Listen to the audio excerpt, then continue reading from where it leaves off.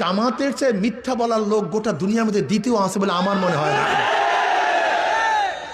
জামাতের নামে ইসলাম হাকিমউদ্দিন তুলে দিয়েছে। আমি আশ্চর্য হয়ে যাই যে জামাত বলছে সৎ লোকের শাসন চাই, আল্লাহর আইন চাই। আমাকে দেখান তো এইবার কোন জায়গায় আমির সাহেব আল্লাহর আইন চাই একটা বক্তৃতা করছে কিনা দেখান তো। হ্যাঁ, চিন্তা করতে পারছেন? আমাকে দেখান তো।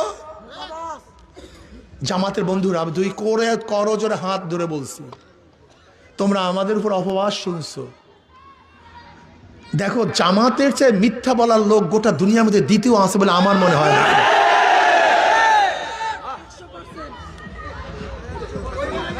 বলতে পার কেন?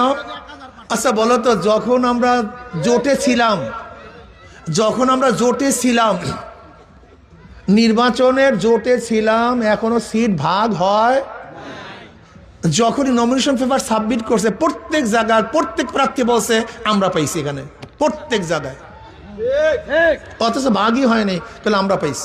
ঢাকা কাঁচা মিথ্যা বলার লোক গোটা দুনিয়াতে আছে বলে আমার জানা নেই। এই দেখবে এখন কি বলছে, 400 কোটি টাকা চরমনে হুজুররা বিএনপি থেকে পাইয়া তারপরে এই করছে। তার মানে আমরা যখন 400 কোটি টাকা লেনদেন করছি তাদের একজন লোক ছিল, কি কথা কয় না, বা চেকটা সে দেখছে।